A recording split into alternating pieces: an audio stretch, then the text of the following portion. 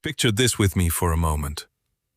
It is just before 6 o'clock in the morning on the 11th of September 1967 in the desert city of Las Vegas, Nevada. The lights of the Strip are still burning. In the coffee shop of the Sands Hotel, on a stretch of carpet worn thin by years of expensive shoes, a man is lying flat on his back. His name, and I suspect you have already guessed it, is Frank Sinatra. He is 51 years old. He is, at that moment, one of the most famous singers alive in the world. His mouth is bleeding. The porcelain caps on his two front teeth have been knocked loose. Standing over him is a man named Carl Cohen, the executive vice president of the Sands and one of the men responsible for running the casino. Cohen is heavier than Sinatra, calm where the singer is not, and Cohen has just, with one closed fist, put the greatest voice in 20th century American popular music flat on the floor, with hotel employees and other witnesses close enough to remember the scene for the rest of their lives. Now, the confrontation itself is not a rumor, and it is not something a biographer had to invent. Contemporary reports, later accounts from the people involved, and records from the Howard Hughes organization all confirm that Sinatra confronted Cohen at the Sands that September morning and that Cohen hit him. The exact choreography differs slightly from one recollection to another, as eyewitness stories often do, but the central event is unusually well documented. And I want you to keep this scene in your mind, because we are going to come back to it. We are going to come back to that carpet, to the blood at his mouth, to those loosened porcelain caps, to that man staring up at the ceiling of a casino in the middle of the desert. Because the whole story of Frank Sinatra, the whole 82 years of him, from the December morning in Hoboken, New Jersey, when he came into this world blue and silent, all the way through to the May night in Beverly Hills when he left it, all of it, in a certain way, leads exactly to this carpet and exactly to this moment. So let us go back. Not just a few years, all the way back, to a small tenement flat at number 415 Monroe Street in Hoboken, New Jersey, on the 12th of December, 1915. It is a cold Sunday morning. Snow, they said later, had fallen in the night. Inside the second-floor apartment of a young Italian couple, a baby is being born, and the birth is going badly. The mother, whose name is Natalina Garaventa, but whom everyone in the neighborhood calls Dolly, is small and red-haired and no more than 19 years old. The baby is enormous by the standards of the time. 13.5 pounds, if the family story is to be believed, and every biographer records that number. Doctors have to be called, forceps have to be used. The forceps tear the baby's face, from the corner of his mouth up to his ear, and they scar the side of his neck, and one of them punctures his left eardrum.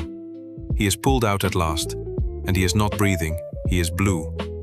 The doctor sets him aside on the kitchen counter, presuming him dead, and turns his full attention to trying to save the mother, who is hemorrhaging. And this is the part of the story that Frank Sinatra himself, in a rare quiet interview near the end of his life, said he could not remember, of course, but could still somehow, in another way, feel. His grandmother, Rosa Garaventa, an Italian immigrant woman with no medical training and no license and no permission from anyone at all, walked over to the counter, picked up the blue, silent, wrinkled child who was her grandson, carried him to the kitchen sink and held him under a running stream of cold tap water. And he cried. He cried and he lived. And for the next 82 years of his life, he would never, in any real sense, stop making noise again. His father was a man named Anthony Martin Sinatra, though everyone called him Marty. Marty was a Sicilian, born in Palermo, brought to America as an infant. He was small, quiet, illiterate for most of his life, and he made his living, in various stretches of years, as a boilermaker, as a bare-knuckle prize fighter under the ring name Marty O'Brien, because in that era, Irish fighters got more work than Italian ones, and eventually as a captain in the Hoboken Fire Department. Marty spoke almost never at home. He would come in from a shift, sit at the kitchen table, eat and go to bed. His son, decades later, would tell his own daughter Tina that in his entire life he could not clearly recall a single long conversation with his father. Dolly, though, Dolly was the volume in the house. Dolly Sinatra was, by every account we have, a force of nature. She was a midwife. And here I have to be careful with the words, because in that Hoboken neighborhood in the 1920s, the word midwife meant several things, some of them legal and some of them not. And every serious biographer, from Kitty Kelly to James Kaplan, agrees on this. Dolly delivered babies, yes. She also, discreetly, ended pregnancies for women in the neighborhood who came to her for that. She was arrested for it, in fact, more than once. She was also a Democratic Party ward captain for the 3rd Ward of Hoboken, and she could deliver, on election day, a very reliable block of Italian-American votes to the local machine.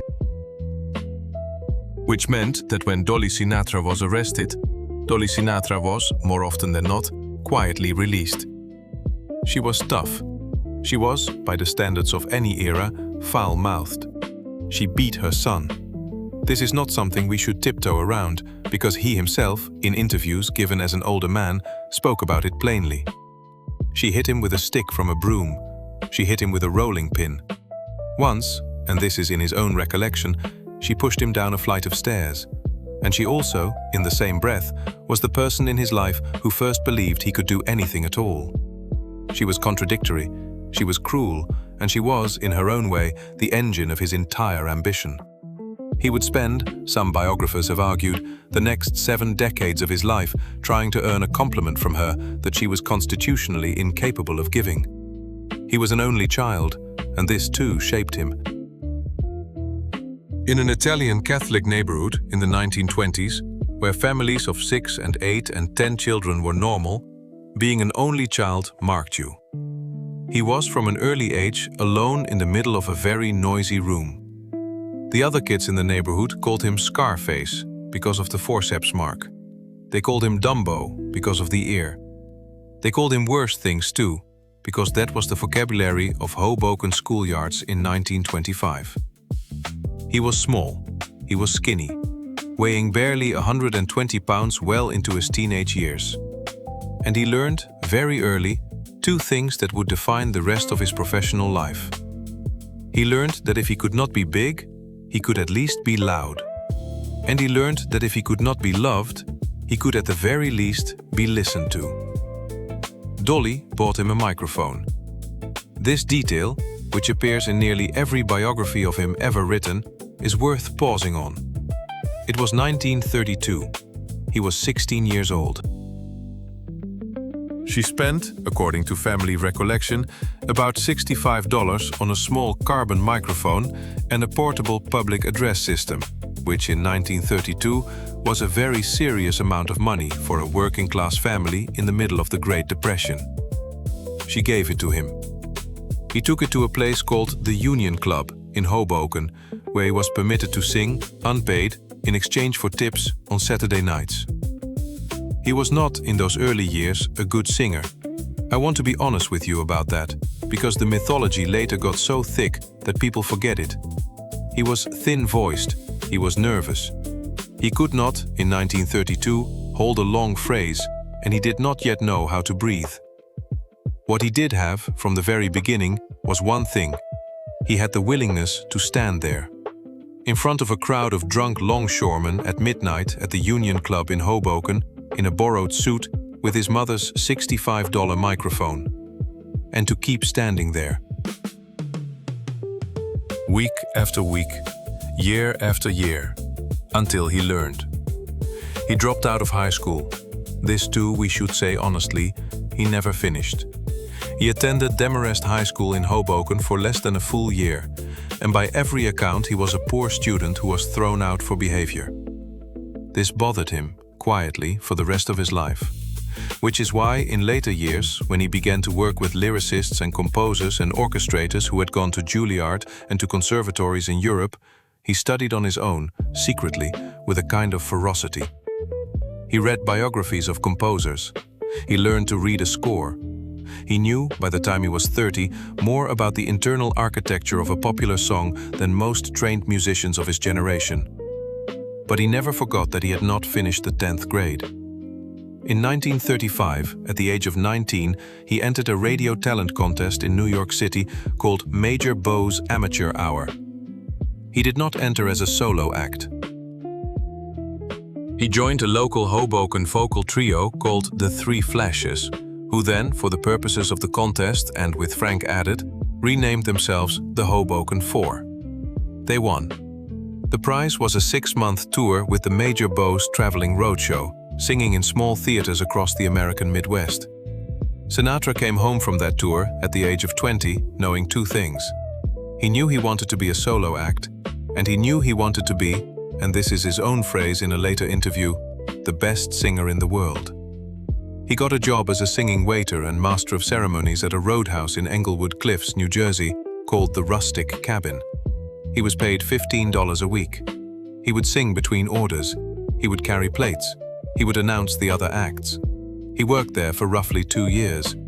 And here is where the story turns. Because on the 18th of June, 1939, a trumpet player named Harry James walked into the Rustic Cabin looking for a singer for his own newly formed band. Now, there is a legend, and it is only a legend, that Harry James walked in that night by accident, having heard Sinatra on a small local radio broadcast the week before. Different sources tell it different ways, but what is documented in the contract still preserved in the Harry James archive is that on the same night, Harry James offered Frank Sinatra a 2-year contract at $75 a week to sing with the Harry James Orchestra, which was more money than Frank Sinatra had ever seen in his life. He said yes before he had spoken to his wife. His wife, incidentally, whom we should introduce, was Nancy Barbato. He had met her a few summers earlier at the Jersey Shore. She was the daughter of a plasterer. She was quiet, deeply Catholic, and, according to everyone who knew her, one of the kindest and most patient women you were likely to meet. They had been married in February of 1939, 4 months before Harry James walked into the Rustic Cabin. Nancy was, at the moment he signed the contract, pregnant with their first child, a daughter who would be born in June of the following year and would be named, at Frank's insistence, Nancy. He toured with the Harry James Orchestra for 6 months, and then, in January of 1940, a much bigger band leader came calling. His name was Tommy Dorsey. Dorsey was one of the 2 or 3 most powerful band leaders in America at that moment, a household name with a network radio show and a residency at the most fashionable ballroom in New York City. Dorsey offered Sinatra a job at $125 a week. Harry James, in a gesture that many people in that industry at that time would not have made, released Sinatra from his 2-year contract, no penalty, no argument, and wished him well. Sinatra would say until the end of his life that Harry James was one of the few people in the music business who had ever treated him with what he called a gentleman's honor. Now, the Tommy Dorsey years, 1940 to 1942. These are the years that made him. Because the crucial thing about Tommy Dorsey, the reason he mattered so enormously to Frank Sinatra's future voice, was that Dorsey did not sing. Dorsey played the trombone. And Dorsey was famous across the American music industry for one specific technical feat. He could play a single, unbroken musical phrase on the trombone for an absurd length of time. 12 seconds, 16 seconds, without any audible break for a breath. Sinatra, standing behind him night after night, watched this and became essentially obsessed. How, he wondered, does the man breathe? The answer, when Sinatra finally figured it out, watching Dorsey's back and his neck and his shoulders every single night, was that Dorsey was breathing very quietly through the corner of his mouth while continuing to play. He was hiding the breath. And Sinatra realized that if a trombone player could hide a breath, so could a singer. So he went, over the following year, and he trained. He swam laps in hotel swimming pools, forcing himself to hold his breath underwater for longer and longer periods. He ran in Central Park at 5 in the morning. He practiced at the piano, singing longer and longer phrases with fewer and fewer audible breaths. And by the time he left the Tommy Dorsey Orchestra in September of 1942, at the age of 26, He could sing a phrase of 16 bars in one continuous breath. Very few popular singers were doing this with anything like Sinatra's consistency. In 1942, most American popular singers still phrased in shorter units, and the breath was usually part of what the listener heard. Sinatra was refining, to an extraordinary degree, a way of carrying the vocal line across the bar lines so that it seemed to float, almost unattached to the body of the person singing it. He did not invent breath control, and he was not the first singer ever to conceal a breath, but he made that seamlessness central to a new kind of intimate popular singing, a line without visible edges. Leaving Tommy Dorsey, however, was ugly, and here we come to the part of the story that biographers have never quite been able to nail down with certainty. Because the terms Sinatra had signed with Dorsey were, by any measure, extraordinary. The contract entitled Dorsey to a substantial percentage of Frank Sinatra's future earnings for the rest of Sinatra's professional life.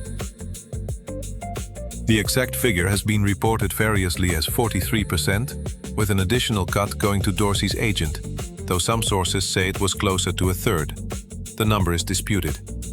What is not disputed is that it was, in real terms, a lot, and Tommy Dorsey did not want to let Frank Sinatra go. There is a story, which appears in a book by Kitty Kelly and in the memoirs of at least one other person who claimed to have been in the room. And I want to tell it to you carefully, because it is the kind of story that lives at the exact intersection of documented history and neighborhood legend.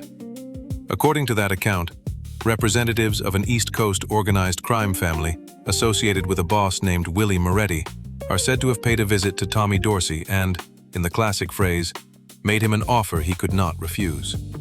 Dorsey, according to this account, sold the entire contract for $1. Now, I need to be clear with you. We do not have a document. We do not have a written record.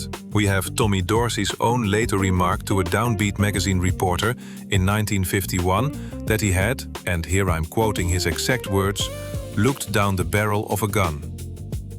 Whether that gun was literal or a figure of speech, no honest historian can tell you with certainty. This was the story that later inspired a novelist named Mario Puzo, in his book The Godfather, to write the scene with the racehorse's severed head in the movie producer's bed. Puzo himself said, and this is important, that his scene was not literally based on Sinatra. It was based on the general reputation of that era. What is not disputed is what happened next. In September of 1942, Frank Sinatra walked out of the Tommy Dorsey Orchestra as a free man. And he walked directly into the greatest overnight fame that any American popular musician had, up to that point, ever experienced. Because on the 30th of December 1942, 3 months later, he stepped onto the stage of the Paramount Theatre in Times Square in New York City. And in the audience were 3,000 teenage girls. And what happened in that theater that afternoon, and in the weeks that followed, would change American popular music forever. It would change the way an audience related to a performer. It would change the way the record industry sold to young people. And it would, incidentally, change the entire life of the skinny, scarred, once blue baby from the second floor of 415 Monroe Street in Hoboken, forever. Because they screamed. They screamed the way, until that afternoon, nobody had ever screamed at a singer. And I want you to try for a moment to hear it. Because the newspapers of the day and the recordings that were made backstage and the police reports filed by the New York Police Department all describe the same sound. A high, sustained, collective scream from 3,000 young women that continued not for a moment, not for a few bars of a song, but for the entire duration of the performance. Frank Sinatra stood at the microphone at the Paramount Theatre on the 30th of December, 1942. And he opened his mouth to sing, and for the next 30 minutes, the audience did not stop screaming long enough for him to be heard. He kept singing anyway. He would tell his valet, George Jacobs, many years later, that he had learned something on that stage that afternoon that he never forgot. He had learned that when the room was screaming, he did not have to sing louder. He only had to sing softer. Because the moment they realized they could not hear him, they would, for one small pocket of a second, stop screaming and try. and in that pocket of a second, he would be there, waiting for them, with the quietest possible line. That is not a trick anyone had taught him. He worked it out himself, in real time, on a Wednesday afternoon in Times Square. And it would become, for the rest of his career, one of the 2 or 3 most important things about how Frank Sinatra held an audience. The press called it Sinatra Mania. The newspapers ran photographs of girls being carried out of the Paramount on stretchers, having fainted. The Paramount, which had booked him for a 4-week engagement, extended him to 8 weeks, and then to 12. Police barricades were set up along Times Square. Truancy officers were dispatched to the theater in the middle of school hours. In October of 1944, a slightly later engagement at the same theater produced what the papers called the Columbus Day Riot, in which an estimated 30,000 teenagers, most of them girls, jammed the streets of Times Square for a chance at a seat inside, and the police had to close the surrounding blocks. He was, by every measure, the first modern pop star. Before Elvis. Before the Beatles. Before anyone else you can name. Frank Sinatra invented, in that theater, the American teenage fan. And what nobody outside the room quite understood at the time was why it was working. Because he was not, by the standards of 1942, a good-looking man. He was skinny. He weighed 130 pounds soaking wet. He had the scar from the forceps. He had the punctured ear. He had a bow tie that never sat quite straight. What he had, and this is the phrase used by the columnist Earl Wilson at the time, was the ability to make 3,000 women in a room believe that he was singing to exactly one of them. That was the thing. He sang physically small. He sang emotionally direct. He would pick in the front 3 rows one face, and he would sing an entire verse of a song apparently to that one face, without breaking eye contact, until the young woman attached to that face was, quite literally, weeping. And then, in the next verse, he would pick another face. Every woman in the theater believed she was, at some point in the show, the one. While all of this was happening, a war was going on. And this is a piece of the Sinatra story that has troubled his reputation for the rest of his life, and I want to address it plainly. Frank Sinatra did not serve in the Second World War. He was classified as 4F, medically unfit for service, by the draft board in Newark, New Jersey, on the 11th of December, 1943, one day before his 28th birthday. The official reason, and this is in the surviving selective service records, was a perforated left eardrum. The same eardrum, in fact, that had been punctured by the forceps at his birth. Rumors began almost immediately in the American press that the classification had been arranged, that Dolly, with her political connections in Hoboken, had made phone calls, that money had changed hands. These rumors have persisted for 80 years, and I have to tell you honestly that no biographer has ever produced a document proving them. The FBI, we now know from files released under the Freedom of Information Act, investigated the question repeatedly through the 1940s and concluded, in an internal memorandum, that the medical basis for the classification appeared genuine. Whether it was genuine or not, the classification stood. Frank Sinatra spent the war in the United States, singing on the radio, making films, and in the summer of 1945, touring military hospitals in Europe and North Africa as a USO entertainer. The soldiers, when he arrived in Europe that summer, were not always kind. There were men in those hospital wards who had spent 3 years being shot at while Frank Sinatra had been on the cover of Look magazine. Some of them booed him. Some of them turned away in their beds. And Sinatra, according to a witness account given by the comedian Phil Silvers, who was traveling with him, did not perform in front of those men.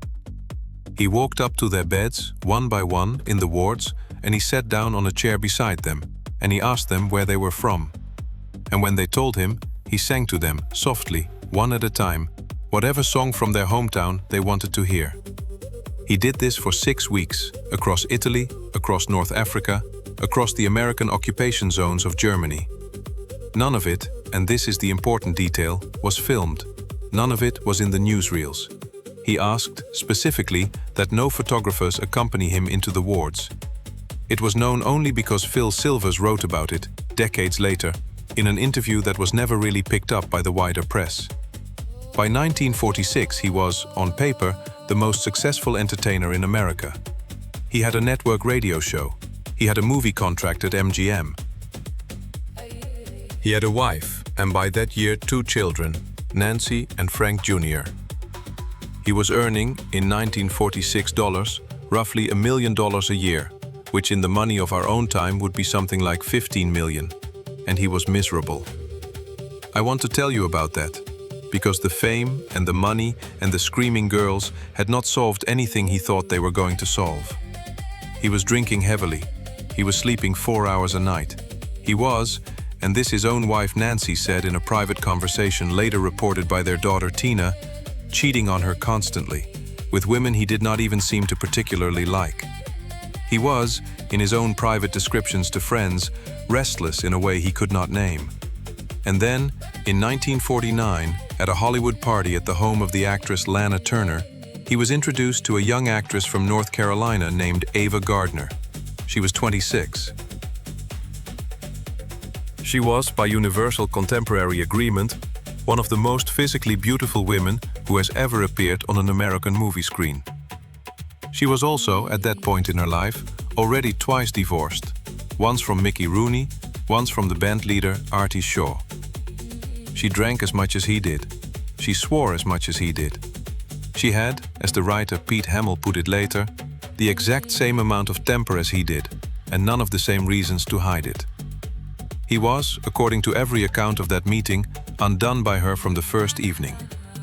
What followed was, over the next 2 years, one of the most publicly destructive romances in American celebrity history. He was still married. Nancy would not, for a long time, agree to a divorce. Frank moved out of the family home in 1951.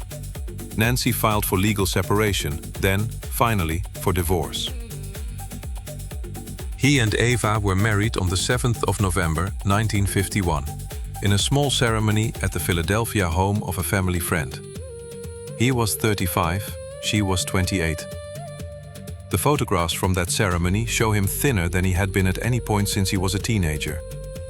He weighed, according to the studio doctor at MGM, less than 120 pounds.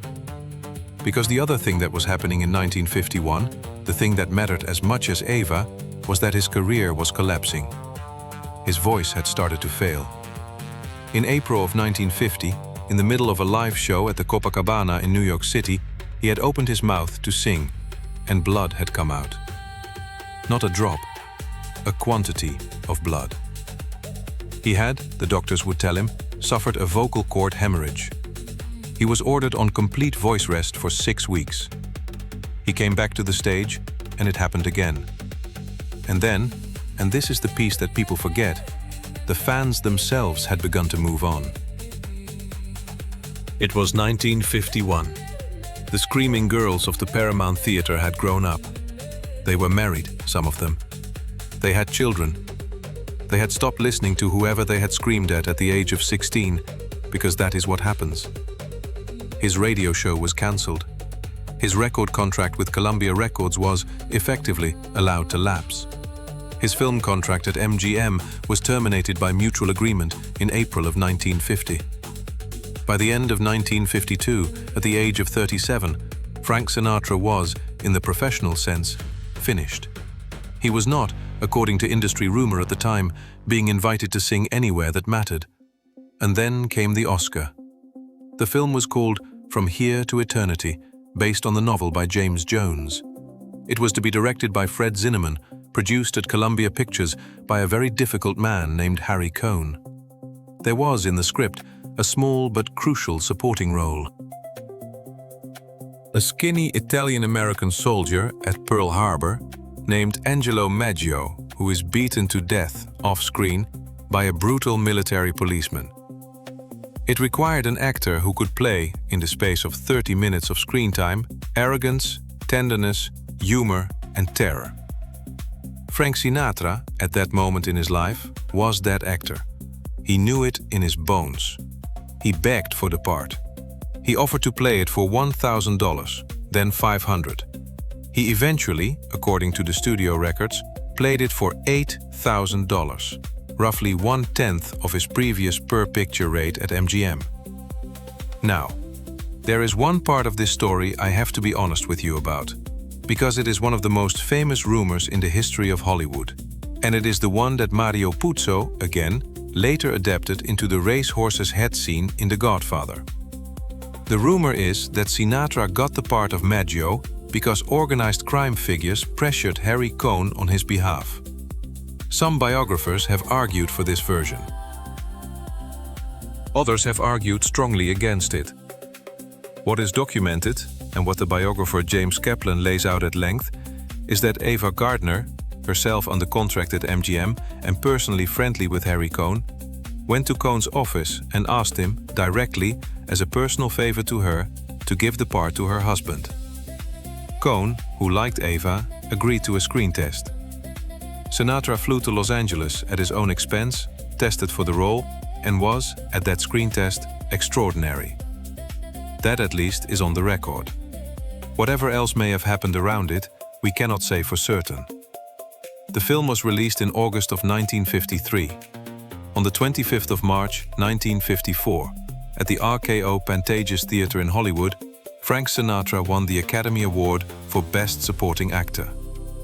He walked to the stage in a rented tuxedo. He held the small gold statue in his hand. He thanked, in a brief acceptance speech, exactly one person, his wife, Ava, who was not in the room. Because by that night, in March of 1954, the marriage was already, in every practical sense, over. They had separated in October of 1953. She was in Madrid, filming a movie, and Frank Sinatra, on the greatest professional night of his life so far, drove home from the ceremony alone, went into his apartment on Wilshire Boulevard, and, according to a phone conversation reported by his daughter Nancy in her own book decades later, called a friend in tears at 3 in the morning and said, quote, "I've got the Oscar and I've lost my wife." Ava filed for divorce in 1954. The divorce was not finalized until July of 1957, largely because Ava, who was Catholic by conversion, hesitated. They would remain until Ava's death in London in January of 1990 in near constant telephone contact. She was, and every biographer who has spoken to the people around him agrees on this, the one great love of his adult life. He would tell his valet, in a private moment near the end, that there had been many women, but that there had been, in his entire 82 years on this earth, only one Ava. But out of the wreckage of that marriage came the greatest music he would ever make. Because when he walked into the Capitol Record Studios on Vine Street in Hollywood in the spring of 1953, at the age of 37, having been dropped by his previous label, having been widely written off in his own industry, he brought with him something he had not, at the age of 26, possessed. He brought loss. The Capitol years, 1953 to 1961, are the years that made Frank Sinatra a permanent part of the American musical landscape. He worked, in that period, with an arranger named Nelson Riddle. Riddle was quiet, an Irish Catholic from New Jersey, a former trombone player himself, and one of the most sophisticated musical thinkers of the 20th century. Riddle understood, in a way nobody had before, what to do with Sinatra's voice at 37, which was to give it space, to place the singer in the arrangement alone, to surround him with strings that fell back and let him tell the story. And the emotional shadow hanging over many of those Capitol albums was, again and again, the shadow of Ava. Not every lyric was literally about her, and most of the songs had been written long before Sinatra ever met her. But the loss he carried into the studio gave those old standards a private temperature that listeners could hear even when they knew nothing about his marriage. The album In the Wee Small Hours, released in April of 1955, is a sustained record about loneliness, sleeplessness, absence, and the particular hour when a room feels much larger because somebody is no longer in it. Song after song returns to that emotional landscape. The album Frank Sinatra Sings for Only the Lonely, released in 1958, goes back into similar darkness from an older, harder angle. If you have ever, on a Sunday evening, listened to One for My Baby and One More for the Road, in which a man sits at the bar of an almost empty tavern and speaks softly to the bartender about the woman who has gone, it is easy to hear Ava Gardner somewhere inside Sinatra's performance, even though the song itself was written years before he knew her. He recorded his famous Capitol version on the 25th of June, 1958. Accounts of the session remember an unusually subdued studio atmosphere, with Sinatra treating the performance less like a showpiece than like a private conversation overheard after closing time. Now, there is one part of that period I want to touch on carefully, because it involves a health incident that has been reported in several biographies and never officially confirmed by the family. Anthony Summers, in his biography, reports that in November of 1953, at the Hampshire House Hotel in New York City, Frank Sinatra took an overdose of sleeping pills and had to have his stomach pumped at a nearby hospital. Sinatra himself, later in life, referred to the incident only obliquely. Whether it was a genuine suicide attempt or, as Sinatra suggested in one interview, an accidental overdose during a bad stretch of insomnia, we cannot know with certainty. What we do know is that in that stretch of 1953, having lost Ava, having not yet won the Oscar, having no record label and no film contract and no radio show, Frank Sinatra was closer to the end of himself than at any other moment in his adult life. And then, in a way that would happen to him again and again over the course of his life, he pulled himself back out of it. And when he came back stronger. Because by the end of the 1950s, he was not merely a singer again. He was, in the American entertainment industry, a kind of one-man empire. He was producing films, negotiating from strength with record companies, and moving towards something he had never possessed during the Paramount years: ownership. One of the ventures that drew him was the Cal Neva Lodge, a casino and resort on the north shore of Lake Tahoe. The purchase by Sinatra and his partners was formally completed after the summer season of 1960. When the new group was licensed the following spring, Sinatra held a little more than a third of the enterprise. By 1962, his share had risen to about 1/2. And around the same time, he had begun to gather a small group of male friends, other performers, actors and singers, who would meet him for drinks late at night in Palm Springs, or Beverly Hills, or Las Vegas. The press, borrowing a term that had once been used, more loosely, about a group of Humphrey Bogart's drinking friends, began to call them the Rat Pack. There were 5 men, principally, in that inner circle. Dean Martin, the singer and comedian, born Dino Crocetti in Steubenville, Ohio. Sammy Davis Jr., the black entertainer whom Sinatra had personally championed since the 1940s, and who, in Sinatra's own house, was the closest thing to a real brother he had. Peter Lawford, the British-born actor, whose principal claim on Sinatra's attention was that he had married a young woman named Patricia Kennedy, which meant that Peter Lawford's brother-in-law was a young United States senator from Massachusetts named John Fitzgerald Kennedy. And Joey Bishop, the comedian, whose role in the group was principally to write jokes for the others. They came together in January of 1960 for a series of shows in the Copa Room of the Sands Hotel in Las Vegas. And what they did in that room over the next several weeks would change the entire economy of American nightlife, because they were selling out every seat twice a night. And meanwhile, in the same city, at the same hour, in a suite upstairs at the Sands, a very young senator from Massachusetts was quietly running for President of the United States. And that is where the story starts to get complicated. Because you have to understand what Las Vegas was in 1960 in order to understand what happened next. Las Vegas was still a small desert city whose modern economy had grown around gambling, legal in Nevada since 1931, and entertainment. A number of important casinos on or near the Strip had financial, managerial, or hidden ownership links to men associated with organized crime in Chicago, Kansas City, Miami, New York, and elsewhere.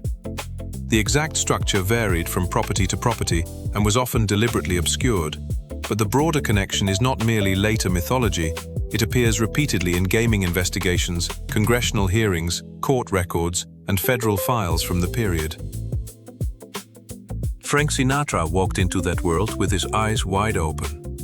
He knew the men around the sands, and he knew the reputations attached to some of the people who circulated through Las Vegas nightlife.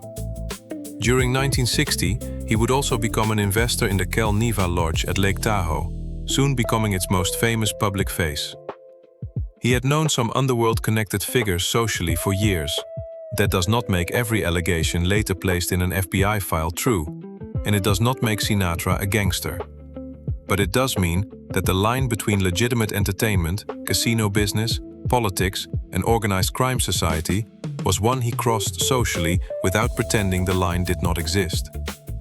And what makes everything that followed so complicated is that, in this same period, Sinatra also became a social bridge to a United States senator. We have to be careful here. This is one of the most closely examined stretches of Frank Sinatra's life, and it generated a large portion of the FBI material later released under the Freedom of Information Act. The file eventually ran to well over 1,000 pages, but an FBI file is not the same thing as a court judgment.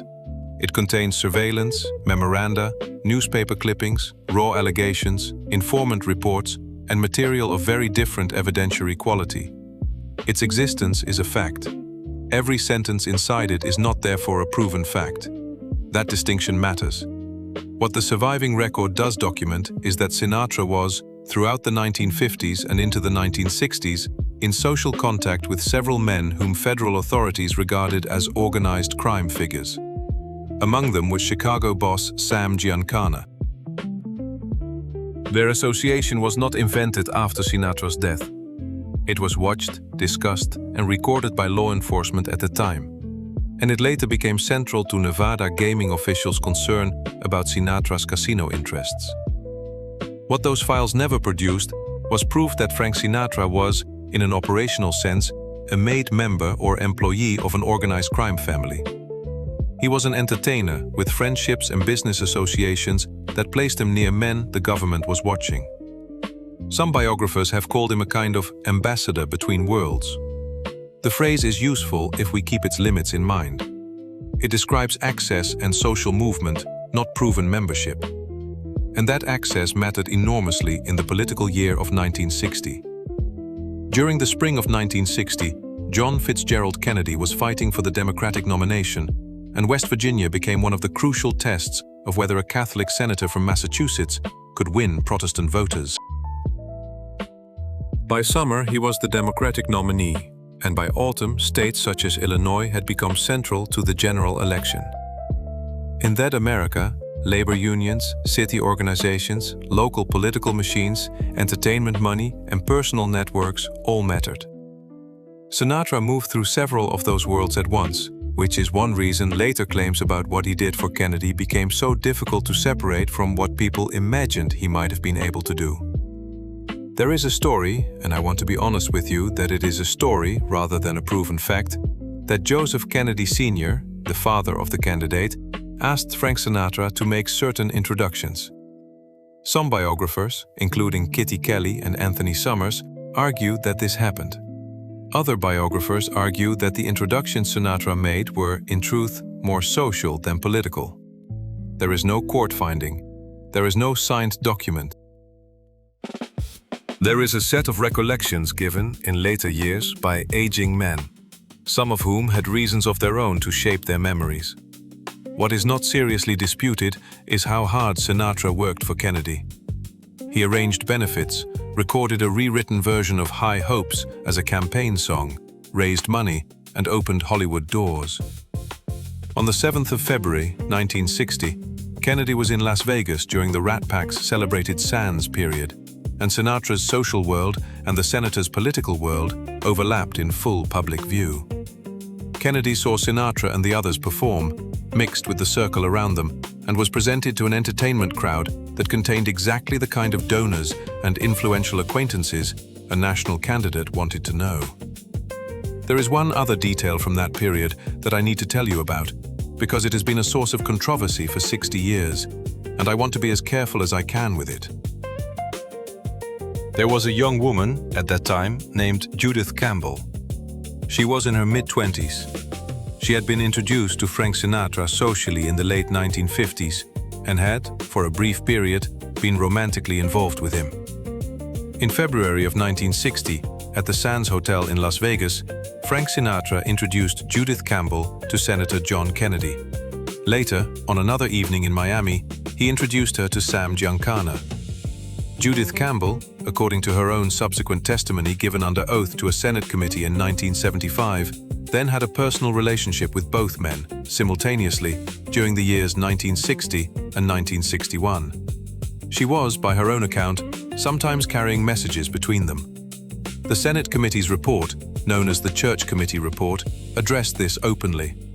Whether Frank Sinatra knew at the moment he made those introductions what would follow, we cannot say for certain.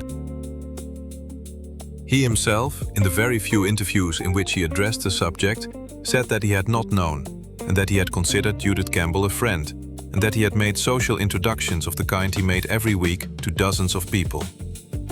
I am telling you what he said. I am not telling you it is true. I am telling you that no court and no committee ever established otherwise on the record. What we do know for certain is what happened after John Kennedy was elected. Sinatra had been asked by the Kennedy family to organize the pre-inaugural gala on the 19th of January 1961 at the National Guard Armory in Washington, D.C. He did so. He recruited the entertainers, he rehearsed the show, he performed himself. He spent, according to his own accounting, close to $100,000 of his own money on it. And the show was, by every account, a magnificent success. And then, roughly 2 years later, the Kennedy family, and specifically the president's brother, Attorney General Robert Kennedy, quietly cut Frank Sinatra out of their lives. The precipitating moment, as best we can reconstruct it, was in March of 1962. President Kennedy was scheduled to visit California, and Sinatra had been informed that the president would be staying for 2 nights at Sinatra's own compound in Palm Springs. Sinatra, in preparation, had spent, by some estimates, close to $200,000 renovating the compound. He had built additional guest cottages. He had installed a heliport so that the presidential helicopter, Marine One, could land on his own property. And then, roughly a week before the visit, he received a phone call from Peter Lawford. The president would not, after all, be staying at the Sinatra compound. The president would be staying instead at the Palm Springs home of the entertainer Bing Crosby, who was, incidentally, a Republican. The reason, which nobody had the courage to tell Frank Sinatra directly on that phone call, was that Robert Kennedy had made the decision. Robert Kennedy, as Attorney General, was at that moment prosecuting organized crime in the United States with a fierceness that had not been seen from a Justice Department in a generation. And Robert Kennedy had been advised by the FBI that the president could not, under any circumstances, stay overnight at a property owned by a man whose social connections were as extensive as Frank Sinatra's. Frank Sinatra, when the phone call ended, walked out of his house, into the garden, picked up a sledgehammer, and began, personally, to destroy the concrete of the newly built heliport with his own hands. This scene was witnessed by his valet, George Jacobs, who wrote about it in his own memoir, published in 2003. Jacobs recalled that Sinatra swung the sledgehammer for close to an hour, and that when Jacobs finally approached him and asked him to stop, Sinatra turned around, and there were tears on his face, and he did not speak. The friendship with Peter Lawford never recovered its old intimacy. Sinatra blamed him for being the messenger, and for years afterward treated him as a symbol of the humiliation. Later contacts did occur, including during the crisis surrounding Frank Jr.'s kidnapping, so the popular claim that the two men literally never spoke again goes too far. But the easy brotherhood of the Redback years was gone, and it did not come back. He continued, publicly, to speak warmly of President Kennedy, but he was, in private, wounded in a way that his valet and his daughter both later described as never fully healing. And then, in November of 1963, John Kennedy was assassinated. And in June of 1968, Robert Kennedy was assassinated. And Frank Sinatra, who never got the phone call apologizing for Palm Springs that he might, in some version of the world, have gotten, was left holding a grief that had nowhere to go. Now, before we move forward, I have to tell you about one more piece of that Camelot period, because it is one of the most persistent stories in 20th century American celebrity mythology, and it involves the Cal Neva Lodge, and it involves Marilyn Monroe. I'm going to be very careful with what I say next, because much of this exists in the space between documented fact and repeated legend, and I want you to know clearly which is which. What is documented is that Sinatra and his partners acquired the Cal Neva after the summer season of 1960, that he became its most famous public face, and that by 1962 he held about half of the enterprise. Marilyn Monroe was at the resort in late July of 1962, shortly before her death. Her presence there is part of the documented chronology. What happened around her during that visit is another matter entirely. She died of a barbiturate overdose in her Brentwood home in Los Angeles on the 4th of August 1962, roughly 1 week after that visit. What is not documented, and what remains at the level of rumor rather than proven fact, is what took place at Cal Neva during that visit. There are stories told by various people over subsequent decades, ranging from claims that Sam Giancana was present and that Marilyn Monroe was in some kind of personal crisis, to more extreme claims involving photographs allegedly taken and allegedly destroyed. I want to be clear with you. There is no photograph in any archive proving those more extreme claims. There is no police report. There is no autopsy finding that connects Cal Neva to her death. There is a set of stories, some of them from people who were not in a good position to know, and some of them from people who had books to sell. What is on the record, and what is not disputed, is that Frank Sinatra was deeply shaken by her death. He had known Marilyn since the early 1950s. He was, in the weeks after her funeral, according to his valet, drinking alone in his Palm Springs living room until dawn.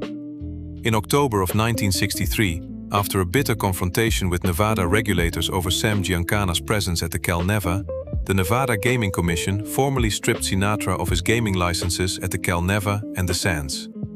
Giancana was on the state's exclusion list, and regulators maintained that Sinatra had allowed him onto licensed premises and had associated with people they considered damaging to the gaming industry. Sinatra gave up the fight. His Sands shares were sold, but there is an important distinction that later retellings often miss.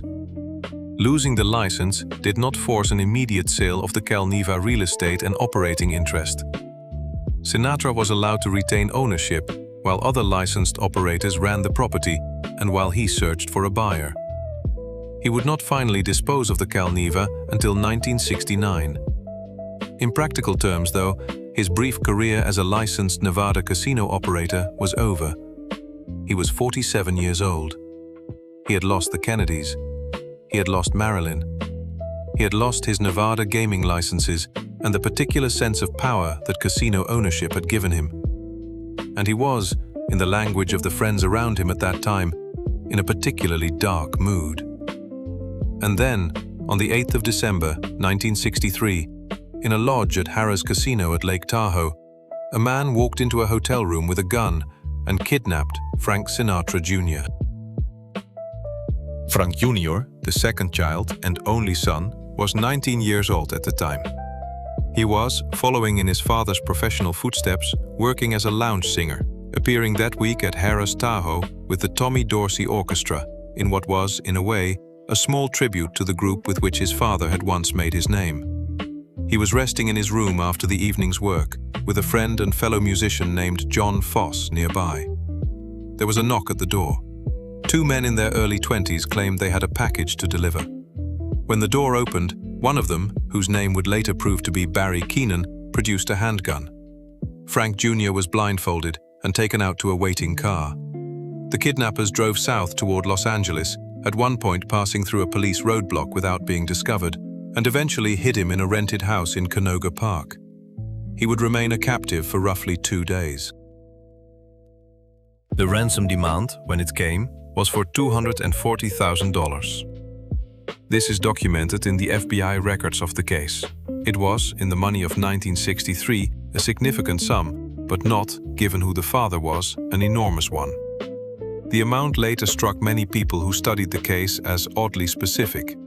It looked less like an attempt to extract the maximum possible sum from a wealthy target, and more like the number a young, inexperienced planner had decided would be, in his own mind, enough.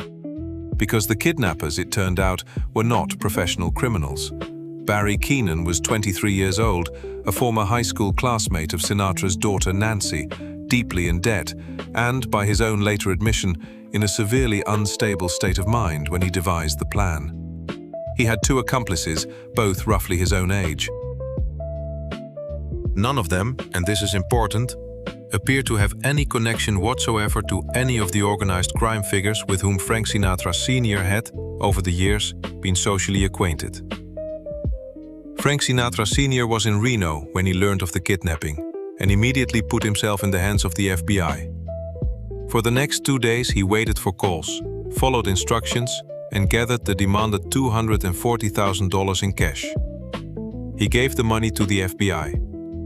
Agents photographed it and, in the early hours of the 11th of December, made the ransom drop between two school buses in Sepulveda exactly as the kidnappers had directed. By then, one of the conspirators, John Irwin, had panicked and released Frank Jr. The 19-year-old walked several miles through Bel Air until he found a security guard and asked for help. To keep the press away, he was hidden in the trunk of the guard's patrol car and driven to the home of his mother, Nancy. He was alive. He was unharmed. And the telephone call the family had been waiting for finally came. The kidnappers were arrested within days. All three were tried and convicted. Barry Keenan was sentenced to a term of imprisonment. Nearly all of the $240,000 was eventually recovered. And then something happened that has followed Frank Sinatra Jr. for the rest of his life. Barry Keenan's defense attorney, in an effort to reduce the sentence, argued in court that the entire kidnapping had been a publicity stunt, staged by Frank Jr. himself in order to boost his lounge singing career. There was no evidence for this. The judge dismissed the argument. Every FBI investigator on the case dismissed the argument. And yet, because it had been said in a courtroom in front of a press pool, the argument was reported in every newspaper in the country.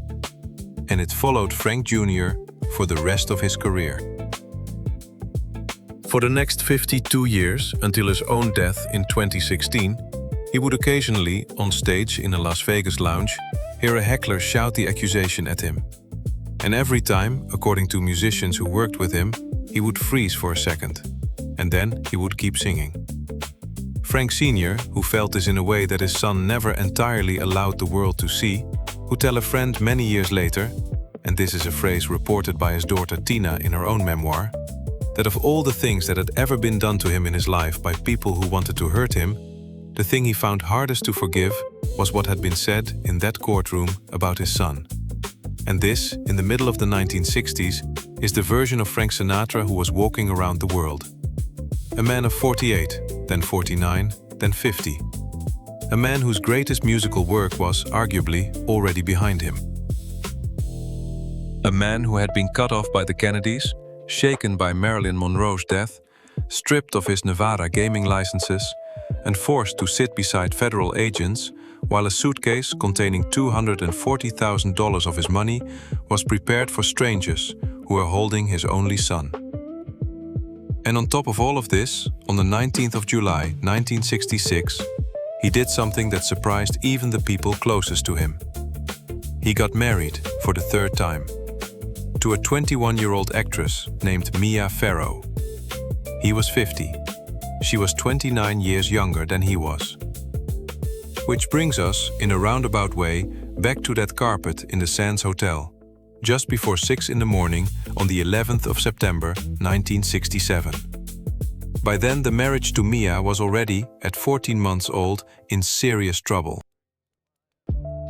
And over that same weekend, Frank Sinatra had discovered that the new corporate regime at the Sands no longer intended to treat his casino credit as if his name itself were collateral. And Frank Sinatra, after a weekend of drinking, gambling, rage, and humiliation, decided that he was going to do something about it. The new corporate owner of the Sands Hotel in September of 1967 was a man named Howard Hughes. And Howard Hughes, if you have not encountered him before in a story like this, was one of the strangest and most powerful figures in 20th century American business. He had been, at various points in his life, an aviation pioneer, a film producer, a defense contractor, and, by the mid-1960s, one of the wealthiest men in the world. He was also, by 1967, largely a recluse, living in the penthouse of the Desert Inn Hotel in Las Vegas. He had arrived there in late 1966, taken over a large section of the top floor, and then been asked by the owners to leave because they needed the suites back for paying guests. Hughes answered in the most Howard Hughes way imaginable. In the spring of 1967, instead of checking out, he bought the hotel.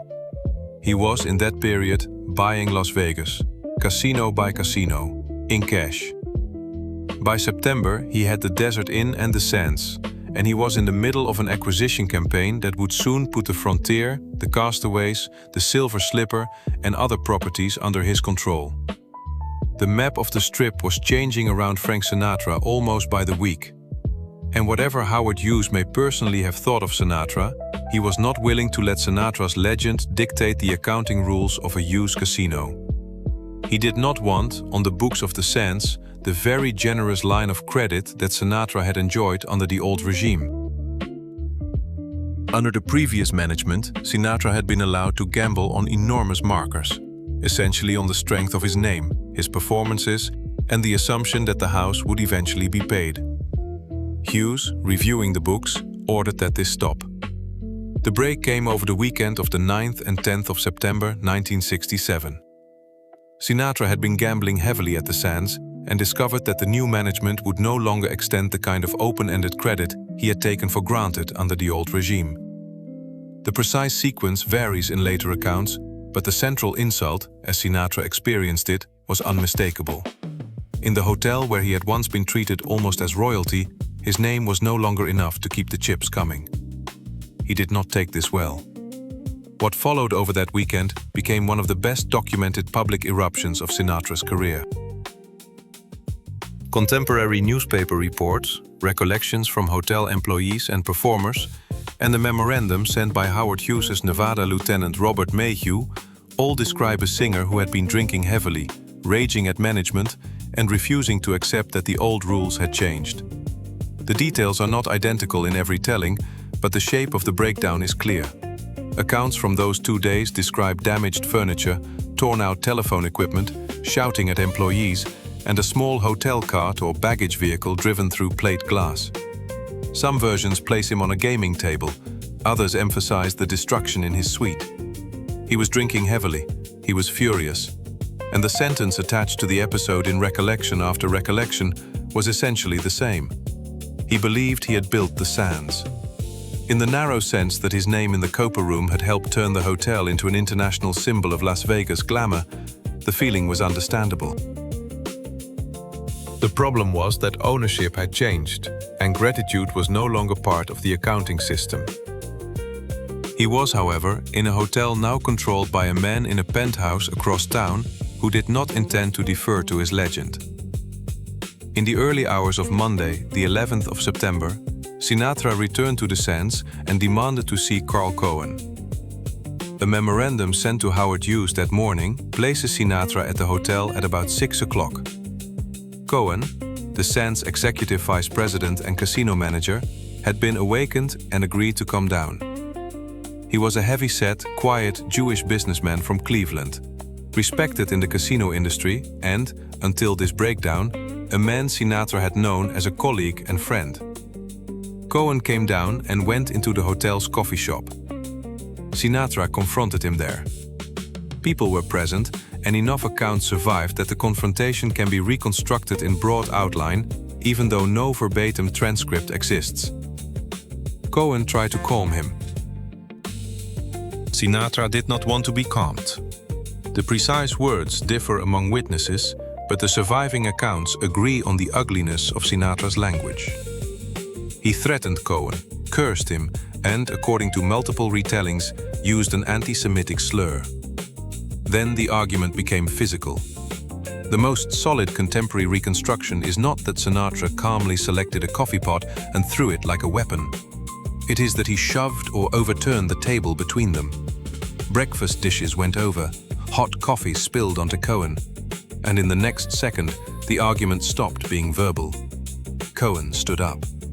Carl Cohen had spent his working life around angry gamblers and powerful men, and was known for handling both without theatricality.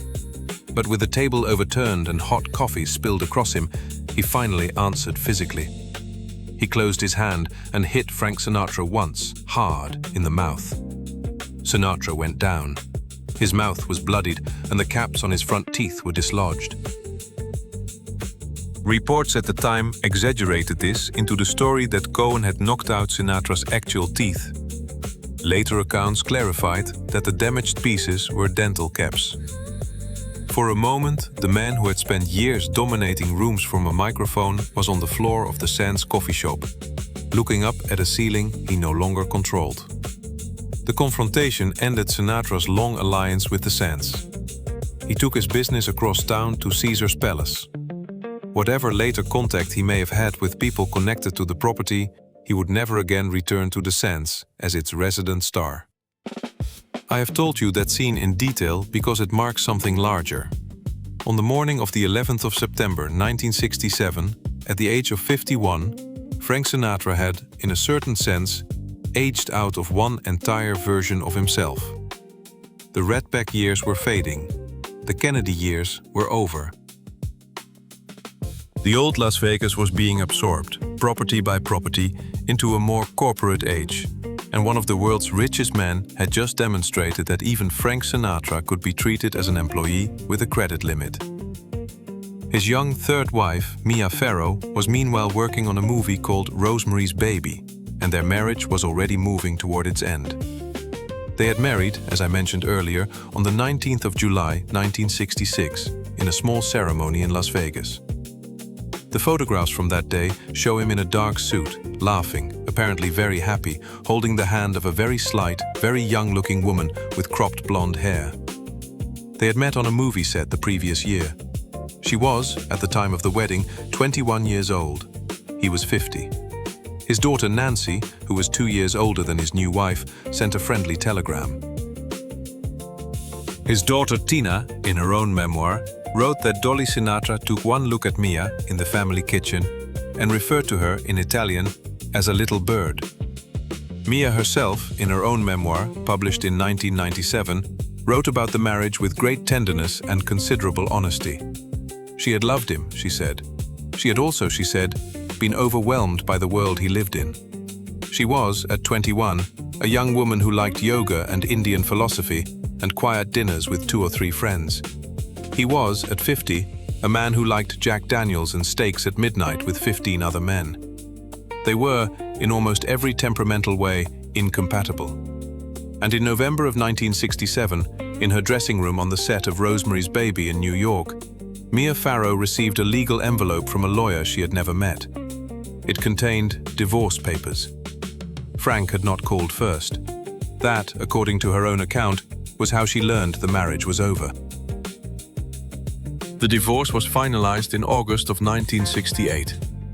They remained, and this is important because it is a piece of him that his enemies tended to underplay, on genuinely friendly terms for the rest of his life. Mia would say, at his memorial service in 1998, that Frank Sinatra had been, in his own way, one of the kindest men she had ever known. But by 1968 he was, again, alone. And so he did what he always did when he was alone. He worked. 4 months after the divorce was finalized, on the 30th of December 1968, he walked into Western Recorders in Hollywood for a session arranged and conducted by Don Costa. A young Canadian songwriter named Paul Anka had written an English lyric specifically with Sinatra in mind, adapting the melody of the French song Comme d'habitude. Sinatra recorded the new song in a single take. The title Anka gave it was My Way. Now, I want to tell you a small, honest thing about that song. Frank Sinatra himself, in the last decade of his life, said in an interview that he did not personally particularly like My Way. He found the lyric, he said, self-serving. He found the sentiment, he said, arrogant. He sang it at concert after concert for the rest of his professional life because audiences demanded it. But it was not, in his own private taste, one of his favorite recordings. This is worth knowing because the song became, in the popular imagination, the theme of his entire life. And it is a slightly funny thing to know that the man himself found it a little embarrassing. That same period, from about 1968 through 1971, was one of the strangest of his career. He was recording constantly and yet increasingly out of step with the times. Rock and roll, which he had famously and publicly dismissed as, quote, sung by cretinous goons, had become the dominant music of American youth.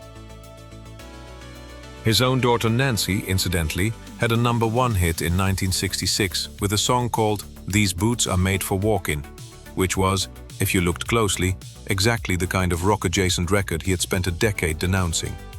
He was proud of her anyway. That was the paradox of him. He would fight in public with people he loved in private. In March of 1971, at the age of 55, he did something that shocked the American entertainment industry.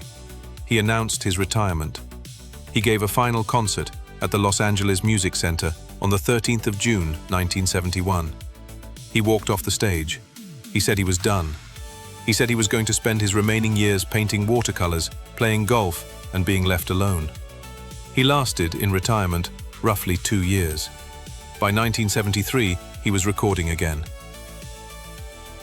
In 1974, he was back on the road, touring Australia, where he got into an ugly public fight with the Australian press, referred to a group of Australian journalists in language that resulted in a nationwide labor union boycott of his tour, and had to publicly apologize to be allowed to leave the country. It was, in a small way, a version of the Carl Cohen incident. He had, at 58, still not learned the lesson that the Sands coffee shop had, in theory, offered him. But the fights, the tantrums, the failures of grace under pressure, these were only ever half of him.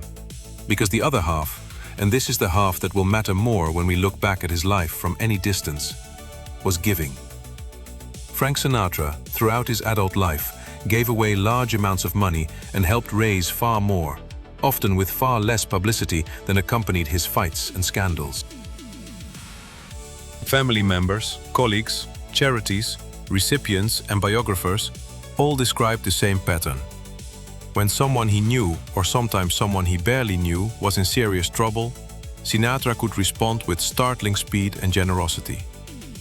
Not every story attached to that generosity can be independently audited, and the line between money he personally gave and money he helped raise at benefits is often blurred in later retellings.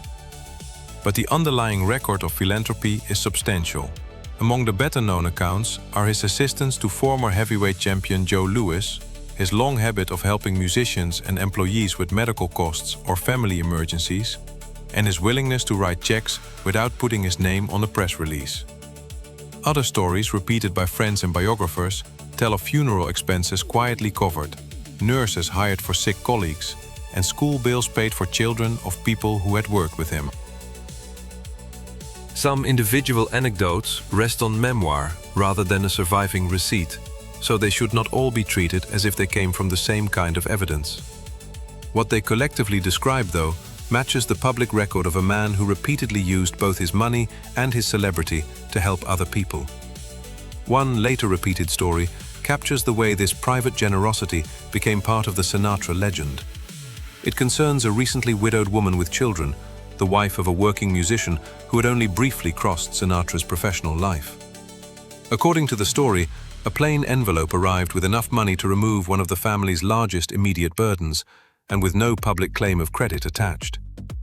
The story survives through later recollection rather than through a complete set of financial records, so it belongs in the category of remembered anecdote, not certified accounting.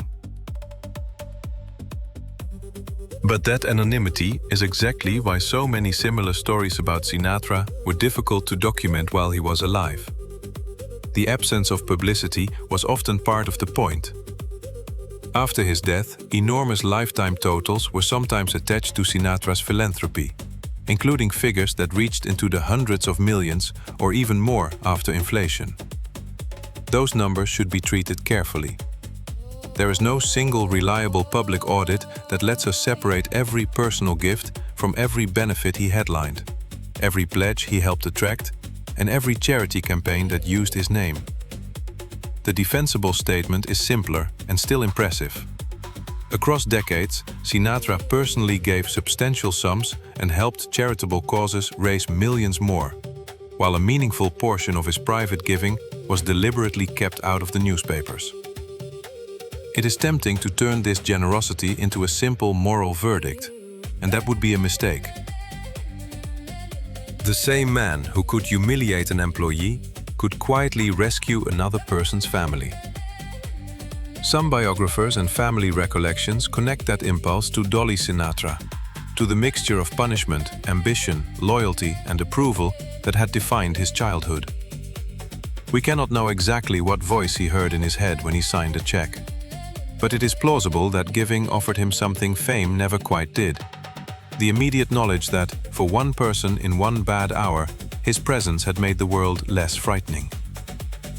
In the middle of this late career return, one more permanent relationship entered his life. On the 11th of July, 1976, in Rancho Mirage, California, Frank Sinatra, at the age of 60, married Barbara Marx. She was 46. She had once worked as a Las Vegas showgirl and had more recently been married to Zeppo Marx, from whom she had divorced several years earlier. She was elegant, self-contained, socially experienced, financially shrewd, and, in a way that would matter enormously over the next 22 years, entirely unafraid of Frank Sinatra. His daughters did not immediately take to her. Both Nancy and Tina later wrote openly about the tensions. They sometimes felt that Barbara came between them and their father. Barbara, in her own account, believed she was protecting an aging husband whose family and professional world could make relentless demands on him. Those arguments would outlive Sinatra and spill into disputes over his estate. There is no neutral way to resolve every private grievance from the outside. What can be said is that Barbara stayed. Through the last touring years, through illness, through family battles, and through the final night at Cedars Sinai, she stayed. And there was, in those 22 years, a great deal of everything to get through. His mother died on the 6th of January, 1977, in a private plane crash on the way to see him perform in Las Vegas. The chartered Learjet carried 2 pilots and 2 passengers, Dolly and her friend Anne Carbone. It departed Palm Springs in instrument weather and only minutes after takeoff struck mountainous terrain roughly 22 miles northwest of the airport. The National Transportation Safety Board later concluded that the crew had misinterpreted its instrument clearance and subsequent air traffic control instructions, with failures on both sides contributing to the aircraft's deviation toward high terrain. Dolly was 82 years old. Frank Sinatra, according to his daughter Tina, spent the next 3 days in his Palm Springs living room, alone, with the curtains drawn. He performed his scheduled show in Las Vegas the following weekend, at the request of the promoter and against the advice of everyone else. He walked onto the stage. He opened his mouth to sing "I Have Dreamed," a Rodgers and Hammerstein ballad which had been, throughout his adult life, one of Dolly's own favorite songs of his. He got, according to the accounts of musicians who were on the stage with him, halfway through the second line. And then he stopped. He stood there. He did not cry, according to those accounts. He simply stood, in a spotlight, in front of an audience of 2,000 people and did not sing, for what one of the trumpet players later estimated was somewhere between 40 and 60 seconds. And then he found his breath, and he came back in, and he finished the song. There was that night no press conference. There was no announcement. He continued the tour. He would say later, to his daughter Nancy, in a phone conversation reported in her book about him, that on the night of Dolly's funeral, he had gone back to his own hotel room, alone, and had done something he had not done in 50 years. He had said out loud the prayer his mother had taught him as a child. He did not remember all of the words. He had said the words he did remember, in Italian, into the empty room and had gone to sleep. He was 61 years old, and in a certain way, everything that happened in the rest of his career, all 21 more years of it, all the way through to the concerts of the late 1980s, the final singing appearances of the mid-1990s, and the quiet last years in Beverly Hills and the desert, carried the memory of a small red-haired woman from Hoboken who had, in 1915, given birth to a blue and silent child and had spent a lifetime loving him in a difficult language of pressure, protection, criticism, and fierce loyalty. Whether he was still trying to win one final compliment from her is interpretation. That her death changed the emotional landscape of his life is much harder to doubt. But there was, in the years after Dolly's death, one more long chapter still to come. Another resurrection, followed by a slow farewell tour that lasted far longer than anyone in 1971 would have guessed.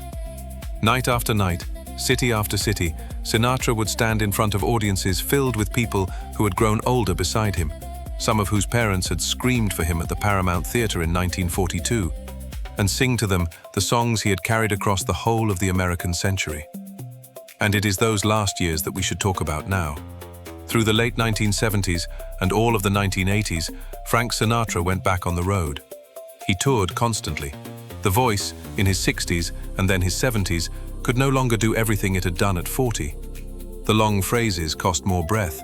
The upper range could not be taken for granted. He knew this, and so did the conductors and arrangers around him.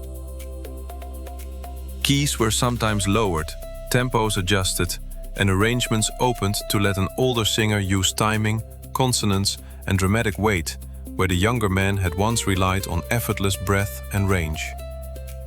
But the audiences did not come in 1982 to hear the voice of 1958.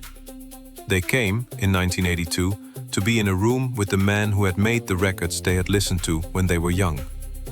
They came for a kind of communion, and he understood this, and he gave it to them, 3 hours at a time, in a tuxedo, walking out onto stages in Atlantic City and in Chicago and in London and in Sydney, one after another, for another 15 years.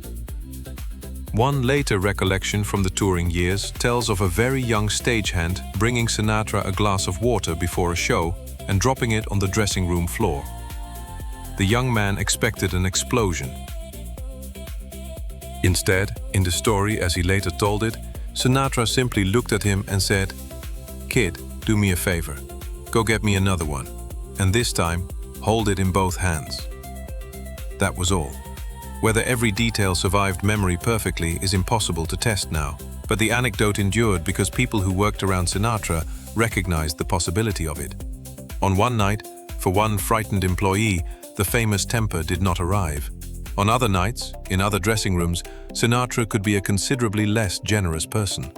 Well-attested accounts describe musicians humiliated over small mistakes, hotel employees pressured after perceived slights, and feuds carried for years after their original cause had become almost irrelevant. He was, at every age, capable of both responses. The kindness and the temper were not two separate men. They were competing instincts inside the same man. Anyone who sells you one version without the other is selling you a portrait rather than a person. In the 1980s, another political friendship became complicated. Frank Sinatra, who had campaigned for Franklin Roosevelt in the 1940s and for John Kennedy in 1960, had by the late 1970s moved politically to the right. He supported Richard Nixon. He then, more publicly, campaigned for Ronald Reagan, whom he had known socially in Hollywood since the 1940s. He organized the entertainment for Reagan's inauguration in January of 1981, just as he had organized the entertainment for Kennedy's inauguration 20 years earlier. He and Barbara were regular guests at the Reagan White House. He was awarded by President Reagan the Presidential Medal of Freedom in May of 1985.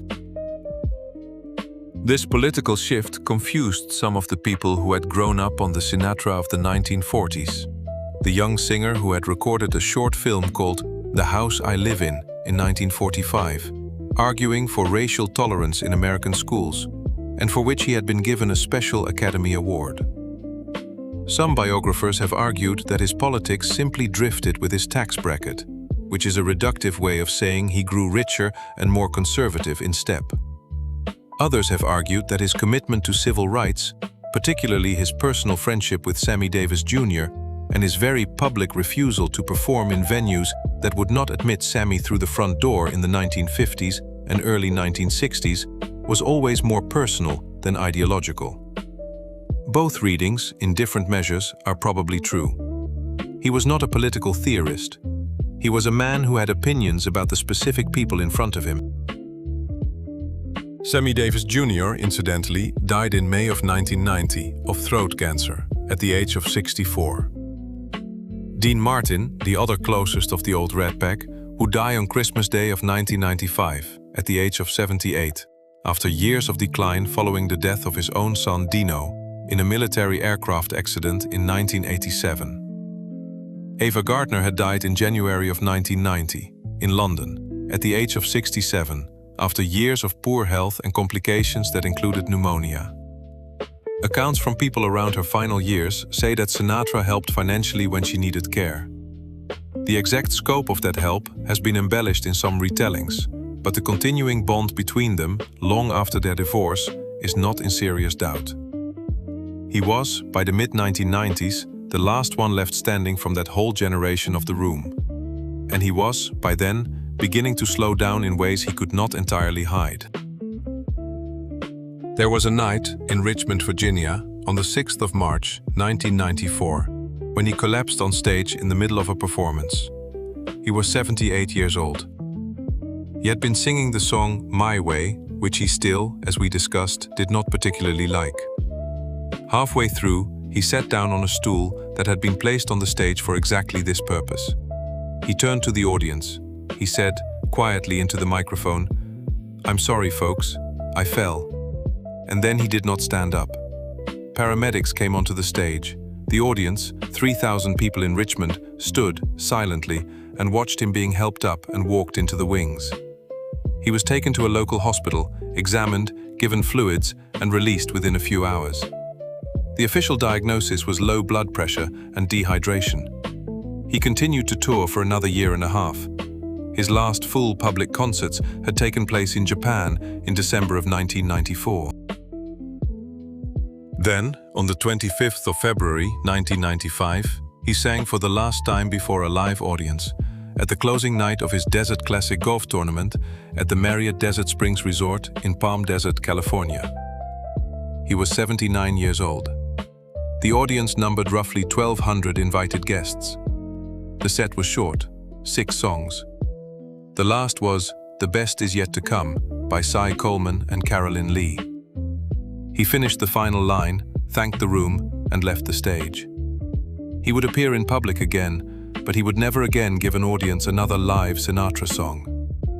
The last 3 years were quiet. He spent them largely at the house on Foothill Road in Beverly Hills and at the compound in Rancho Mirage in the desert. He read. He watched, according to Barbara, an enormous amount of old Western films on cable television. He painted watercolors, badly and happily.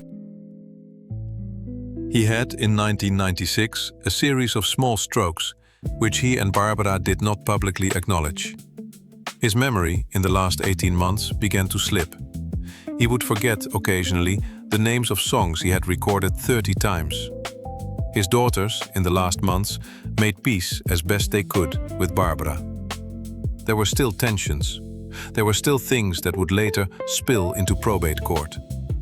But they were, in the last stretch of the last year, in and out of the house on Foothill Road together, all of them, sitting on either side of a bed in which a very old, very tired man lay, in and out of sleep, and, when he was awake, still occasionally cracking jokes at his own expense.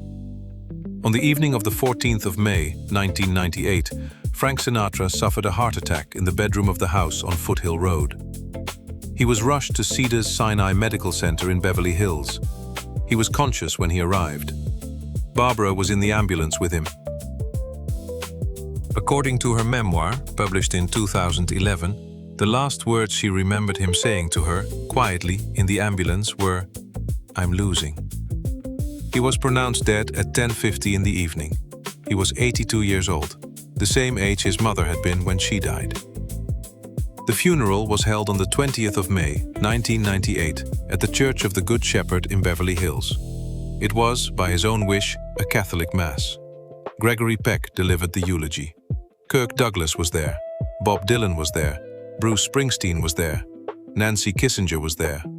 His 3 surviving children, Nancy, Frank Jr. and Tina, sat in the front row. Barbara sat next to them. The music, played on the church organ, included Ave Maria and Put Your Dreams Away, which had been for decades his own personal signature closing song, the one he had sung on radio broadcasts in the late 1940s when he had signed off for the night. He was buried in Desert Memorial Park in Cathedral City, California, near Palm Springs, in the same cemetery where his parents were buried. The gravestone carried the line, "The best is yet to come." Contemporary reports of the burial say that family members placed familiar objects with him: a bottle of Jack Daniels, a pack of Camel cigarettes, a Zippo lighter, and 10 dimes. The dimes had become part of the Sinatra legend after his son's kidnapping, when payphones had been essential to communication, and he thereafter made a habit of carrying change. Later retellings added other sentimental objects to the coffin, but those additions are far less securely documented. The lights of the Empire State Building in New York on the night of his death were dimmed to blue in his honor. The lights of the Las Vegas Strip at the same hour were dimmed for 1 full minute, at the request of the casinos, all of them, including the Sands, which he had, 31 years earlier, sworn he would never enter again. Now I want to come back, before we finish, to the room where we began this whole story. We started just before 6 in the morning on the 11th of September, 1967, on the carpet of the Sands coffee shop, with Frank Sinatra's mouth bloodied, the caps on his front teeth knocked loose, and a 51-year-old man flat on his back staring at the ceiling. And I told you then that the whole story of Frank Sinatra led, in a certain way, to that carpet. And here, at the end, I want to tell you what I actually meant by that. Because what happened on that carpet, in that coffee shop, is that a man who had spent his life learning how to command the room finally met a room that would not bend. From the age of 16 at the Union Club in Hoboken, with his mother's $65 microphone, through the Paramount Theatre, the Korea collapse, the Oscar, the Capitol resurrection, the Kennedys, Marilyn, the kidnapping of his son, and the unraveling marriage to Mia, Sinatra had survived by believing that force of will could move the next obstacle. That morning, Carl Cohen did not move. The table went over, the coffee spilled. Cohen closed his hand, and he delivered the answer that fame had made increasingly rare in Sinatra's life, which was no. And the strange, almost redemptive thing about Frank Sinatra is that the story did not end with a campaign to destroy Carl Cohen. Sinatra left the Sands and moved to Caesar's Palace. A Las Vegas story later grew up that he even sent Cohen a pair of gold cufflinks. That detail has the shape of a perfect legend and should be treated as such unless better evidence appears. What is solid is simpler. Cohen's career continued.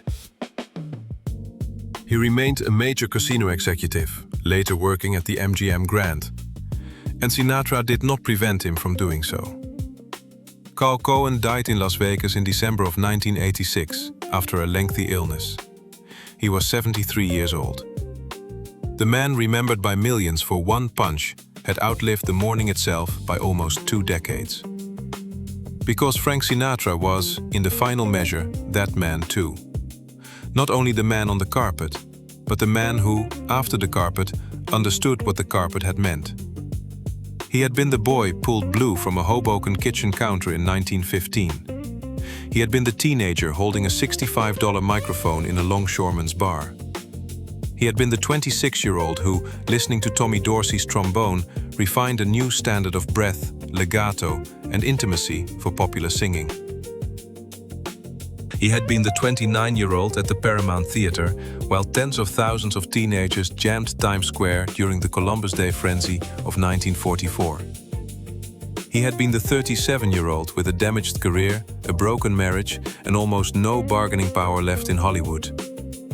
And he had been the singer who, with Nelson Riddle and other arrangers at Capitol, helped establish the thematically unified Popular album as a major form of emotional storytelling. He did not invent the idea entirely by himself, and later masterpieces in other genres have histories of their own. But In the Wee Small Hours and Frank Sinatra Sings for Only the Lonely became enduring proof that a popular singer could make an album feel like one sustained interior journey rather than a stack of unrelated songs. He had been the 45-year-old at the Kennedy inaugural. He had been the 48-year-old waiting through the night while federal agents tried to bring his son home. He had been the man in Australia in 1974, picking a fight with the press that only made his own life harder. He had been the 78-year-old on a stool in Richmond, Virginia, apologizing to an audience because his body had failed him for a moment. And across those same decades, he had also been the man who repeatedly wrote checks, paid bills, headlined benefits, helped friends through illnesses, and sometimes helped strangers whose names never reached the press. Not every charitable anecdote can be proven receipt by receipt. The pattern can. He was all of him at once. And that is the only honest way to leave him. Across his 7-decade career, Sinatra performed on more than 1,400 recordings. That does not mean 1,400 different compositions. It means a vast recorded body that includes repeated songs, radio work, alternate sessions, collaborations, and remakes across changing phases of his voice. The Recording Academy credits him with 9 competitive Grammy wins and 31 nominations, in addition to special honors, including its Lifetime Achievement, Trustees, and Legend Awards.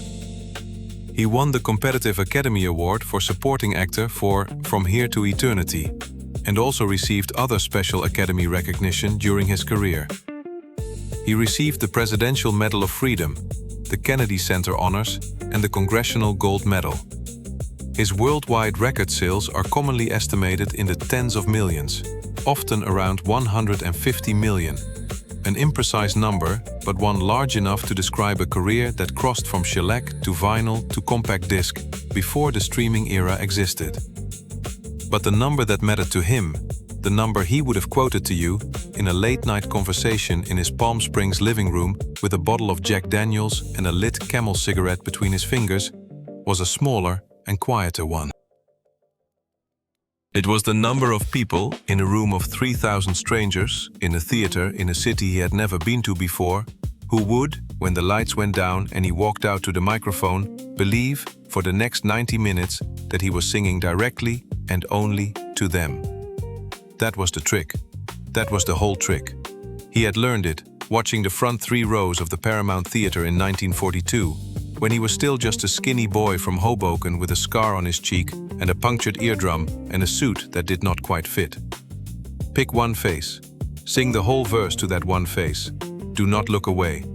And in the next verse, pick another, until every person in the room, by the end of the show, believes, and this is the astonishing thing, correctly believes, that at some point in the last 90 minutes, they were the one.